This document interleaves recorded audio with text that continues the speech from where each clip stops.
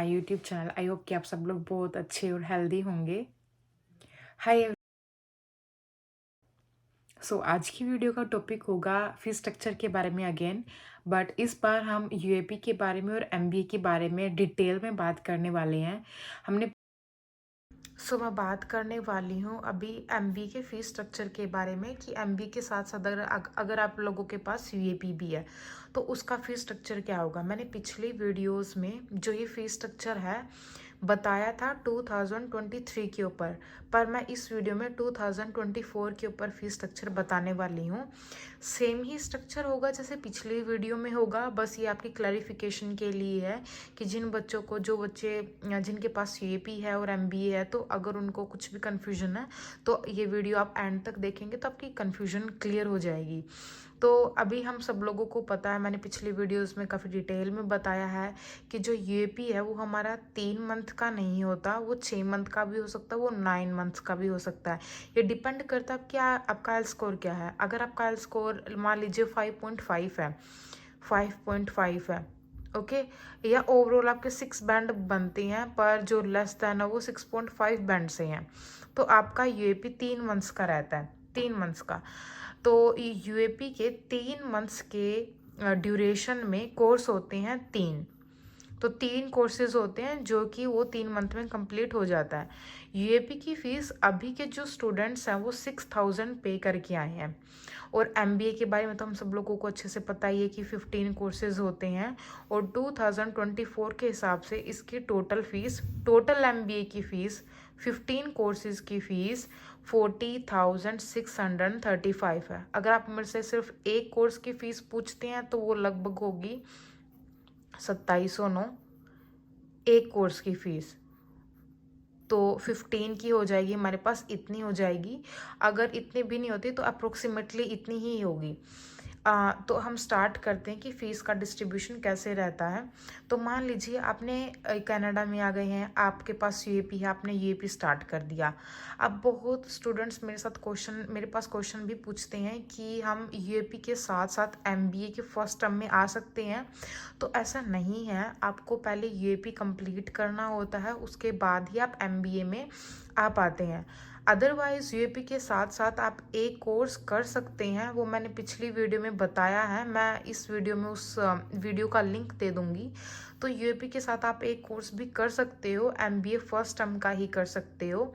तो मतलब आप 4 कोर्सेज कर सकते हो यूएपी में, पर बहुत सारे बच्चे 3 कोर्सेज ही करते हैं क्योंकि नए नए आए होते हैं, उनको स्टडी का इतना पता नहीं होता, हिसाब नहीं होता, तो वो रिस्क नहीं लेते, तो वो यूएपी को ही रखते हैं सिर्फ। तो आप यूएपी को कंप्लीट करेंगे जब आप यूएपी में अच्छे मतलब मार्क्स लेके आते हैं, पास हो जाते हैं हर एक सब्जेक्ट में, उसके बाद ही आप एमबीए में आते हैं। ओके, सो यूएपी हमारे पास कितना है, 3 मंथ के लिए होता है, हम 3 मंथ में करते हैं। और कोर्सेज कितने होते हैं, उसमें 3 कोर्सेज होते हैं, और उन 3 कोर्सेज की फ़ीस टोटल कितनी होती है, 6000 होती है। एमबीए फर्स्ट टर्म वो कितने टाइम का होता है, वो अगेन 3 मंथ्स का होता है आपका।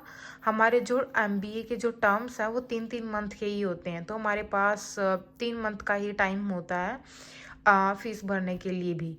तो एमबीए जो फर्स्ट टर्म है उसमें अगेन 3 कोर्सेज लेते हैं बच्चे। मैंने ये वीडियो में पिछली बार बार रिपीट किया कि कुछ बच्चे 4 भी लेते हैं, तो ये आपके ऊपर आप 4 ले रहे हो या फिर 3 ले रहे हो। मैंने 3 ही लिए क्योंकि पार्ट टाइम के साथ हम लोग एमबीए मैनेज कर लेते हैं 3 कोर्सेज उठा के। 4 कोर्सेज में थोड़ा सा डिफ़िकल्ट हो जाता है, तो मोस्टली बच्चे 3-3 कोर्स ही उठाते हैं। तो हम बात करें एमबीए फर्स्ट टर्म की। एमबीए फर्स्ट टर्म में कितने हो गए, 3 कोर्सेज हो गए। उन 3 कोर्सेज की फ़ीस क्या हुई, अगर एक कोर्स की फ़ीस 2709 है तो 3 कोर्सेज की फ़ीस कितनी हो जाएगी, 8127। सो यही फ़ीस सेकेंड टर्म के लिए चलेगी, थर्ड टर्म के लिए, फोर्थ टर्म के लिए और फिफ्थ टर्म के लिए सारी फ़ीस चलेगी। अब ये तो है कि जो हमें ऑनलाइन भी देख सकते हैं, जो हम यूनिवर्सिटी की जो फ़ीस है, यूनिवर्सिटी कितनी फ़ीस होती है।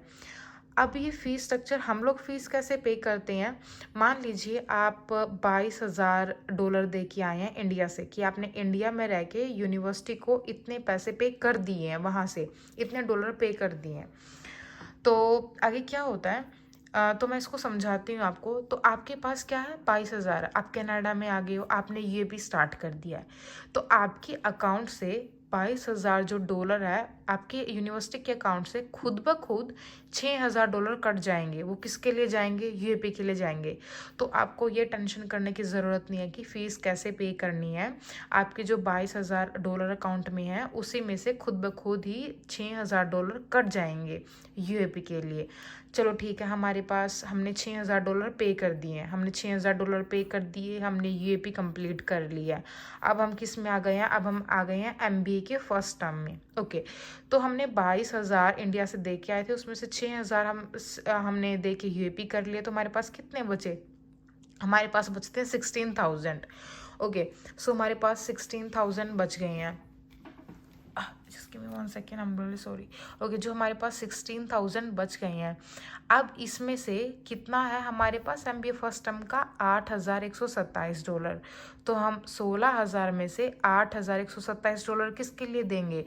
एमबीए फर्स्ट टर्म के लिए देंगे। तो हमने इतनी फ़ीस दी, 22,000 में से हमने इतनी फ़ीस दे दी, ठीक है। अब ये किसके लिए? हमारी एमबीए फर्स्ट टर्म के लिए। चलिए ठीक है, तो हमने 16,000 जो हमारे पास बचे थे उसमें से हमने 8,000 के करीब दे दिए एमबीए फर्स्ट टर्म के लिए। ठीक है, अब हम एमबीए फर्स्ट टर्म कर रहे हैं, तब हमारे अकाउंट में कितने डॉलर बचेंगे? हमारे अकाउंट में बचेंगे अप्रोक्सीमेटली इतने, अप्रोक्सीमेटली 8,000 हो गए। इतने हमारे लिए बच जाते हैं। वो किसके लिए बच जाते हैं? वो हमारे बच जाते हैं सेकेंड टर्म के लिए। उसके बाद थर्ड टर्म के लिए, फोर्थ टर्म के लिए एंड फिफ्थ टर्म के लिए आपको फीस मैनेज करनी पड़ती है, हम लोग मैनेज करते हैं अभी। तो ये था यूएपी के ऊपर। आई होप कि आप सब लोगों को काफ़ी क्लियर हो गया होगा। और अगर आप सब लोगों को अगर क्लियर नहीं हुआ, कुछ भी कन्फ्यूजन रहती है, तो मैंने पिछली वाली वीडियोस में बहुत ज़्यादा डिटेल से इसको अच्छे से समझाया है। ये मैंने थोड़ा सा ब्रीफ में कर दिया है क्योंकि मैंने इसमें एक टॉपिक और आपके साथ डिस्कस करना है एमबीए फाउंडेशन का। तो अगर किसी को क्लियर नहीं है तो मैं बहुत रेकमेंड करूँगी कि आप मेरी पिछली वीडियोस जाके चेक करें।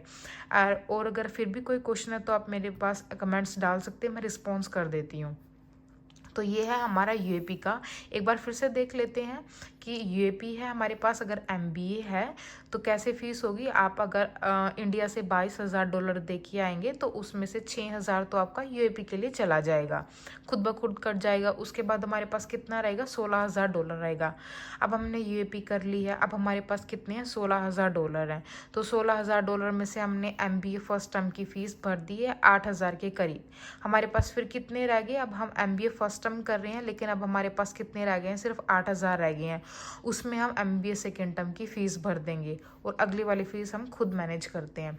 तो ये है यूएपी के फ़ीस स्ट्रक्चर के बारे में। आप लोगों को आइडिया लग गया होगा कि कैसे फ़ीस स्ट्रक्चर होता है हमारा। अब हम बात करते हैं एमबीए फाउंडेशन की। एमबीए फाउंडेशन और एमबीए के बारे में मैं पिछली वीडियो में बता चुकी हूँ, पर ये उस रेयर एग्जाम्पल में से हैं जो कुछ स्टूडेंट्स के पास आते हैं। कुछ स्टूडेंट के पास यूएपी भी होता है, एमबीए फाउंडेशन भी होता है और एमबीए भी होती है। एमबीए तो चलो होती है, पर उनके पास यूएपी भी लग जाता है और एमबीए फाउंडेशन भी लग जाता है। तो अगर कोई स्टूडेंट के पास यूएपी भी है, एमबीए फाउंडेशन भी है और एमबीए भी है, तो उनके पास उनका फीस स्ट्रक्चर क्या होगा? देखिए, जो ये वाले स्टूडेंट हैं जिनके पास यूएपी भी है, एमबीए फाउंडेशन भी है और एमबीए भी है, ये लोग इनको थोड़ा सा प्रॉब्लम हो जाती है। वो इसलिए क्योंकि हम यूएपी के टाइम पे और एमबीए फाउंडेशन के टाइम पे, यूएपी और एमबीए फाउंडेशन के टाइम पे काम नहीं कर पाते। इसके अगर ये 3 मंथ की है तो हम 3 मंथ काम नहीं कर पाते हैं। फिर एमबीए फाउंडेशन फिर 3 मंथ की होती है, फिर हम 3 मंथ्स काम नहीं कर पाते हैं। तो टोटल यूएपी जिसके पास है और एमबीए फाउंडेशन जिसके पास है, वो स्टूडेंट 6 महीने काम नहीं कर पाते लीगली इन कनाडा। तो उसके लिए फीस स्ट्रक्चर क्या होगा? उसके लिए सिंपल ही होगा कि मान लीजिए कि ये उन स्टूडेंट्स के लिए है जिसके पास क्या है? यूएपी भी है, जो अब मैं बताने जा रही हूँ, एमबीए फाउंडेशन भी है और क्या है? एमबीए भी है। ये सिर्फ उन स्टूडेंट्स के लिए मैं बता रही हूँ उनका फीस स्ट्रक्चर क्या होगा। तो ये वाला इनके लिए है। तो देखिए आपने इंडिया से कितनी फ़ीस पे की, $12,000 फ़ीस पे की। ये सिर्फ बोलने में आता है कि हम 1 साल की फ़ीस दे के आए हैं। एक्चुअल में क्या होता है, एक्चुअल में जो मैं आप लोगों को समझा रही हूँ वैसे ये फ़ीस डिस्ट्रीब्यूट होती है उस तरीके से। तो अभी आप $22,000 दे के आए हो इंडिया से, ठीक है। आप कनाडा में आ गए हो, आपके पास क्या है, सबसे पहले आपको यूएपी करना है। यूएपी कंप्लीट करेंगे तब एमबीए फाउंडेशन में जाएंगे, और अगर एमबीए फाउंडेशन कंप्लीट करेंगे, पास करेंगे, तभी एमबीए में एनरोल होंगे। ओके, सो अगर अब आपके पास क्या है, यूएपी, तो जो $22,000 आप फीस दे के आए थे उसमें से $6,000 कितनी है, यूएपी की फीस है। तो इस 22,000 में से $6,000 आप किसके लिए दे देंगे, यूएपी के लिए दे देंगे, ठीक है। तो आपकी क्या हो जाएगी, यूएपी कंप्लीट हो जाएगी। अब आपके पास कितने रहे, $22,000 में से अगर हम $6,000 यूएपी में दे चुके हैं तो हमारे पास कितने रह जाएंगे, $16,000 रह जाते हैं हमारे पास।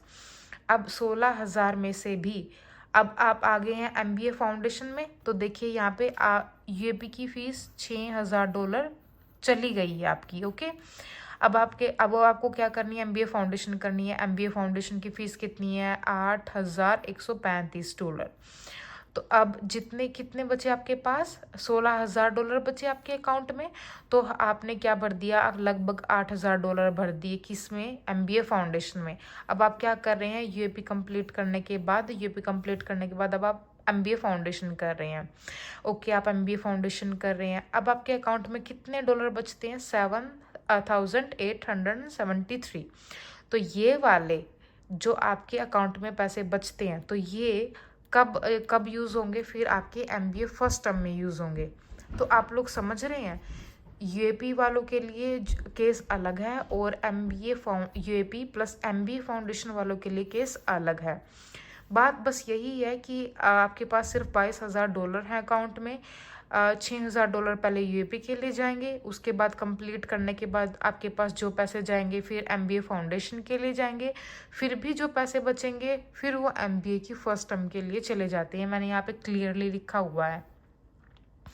और उसके बाद एमबीए फर्स्ट टर्म आप कर रहे हैं, ठीक है। अब आपके पास अकाउंट में कुछ भी नहीं है, तब हम लोग ये वाली फ़ीस जोड़ते हैं, एमबीए सेकेंड टर्म की, थर्ड टर्म की, फोर्थ टर्म की और फिफ्थ टर्म की। आई होप कि आप सब लोगों को ये अच्छे से समझ में आया होगा। So that's all about today's video. I hope कि आप सब लोगों को ये वीडियो काफ़ी पसंद आई होगी। सो इस वीडियो में हमने बात की है फीस स्ट्रक्चर के बारे में, और इस वीडियो के साथ हमारा फीस स्ट्रक्चर का टॉपिक ख़त्म हो जाता है। हमने पार्ट 1 में बात की है, पार्ट 2 में बात की है, ये वीडियो पार्ट 3 है। हमने इसके बारे में भी काफ़ी डिटेल में फ़ीस के बारे में काफ़ी अच्छे से बात की है। And if you guys still have questions, you can leave a message in comments. मैं रिप्लाई करने का काफ़ी ट्राई करती हूँ जल्द से जल्द। सो नेक्स्ट वीडियो में हम लोग बात करने वाले हैं यूएपी के बारे में, एमबीए फाउंडेशन के बारे में और एमबीए के बारे में। मैंने पिछली वीडियोस में इन सब के बारे में काफ़ी डिटेल में बात की है, लेकिन फिर भी स्टूडेंट्स को कुछ कन्फ्यूजन्स रहते हैं। तो आई विल ट्राई कि नेक्स्ट वीडियो में मैं उन सभी कन्फ्यूजन को क्लियर कर पाऊँ। सो हमारी नेक्स्ट वीडियो बहुत ही शॉर्ट वीडियो होगी, पर बेसिकली होगी कि डिफरेंस क्या है यूएपी के बारे में, एमबीए फाउंडेशन के बारे में और एमबीए के बारे में। तो that's all about today's video. तब तक के लिए ध्यान रखिए, मिलते हैं नेक्स्ट वीडियो में।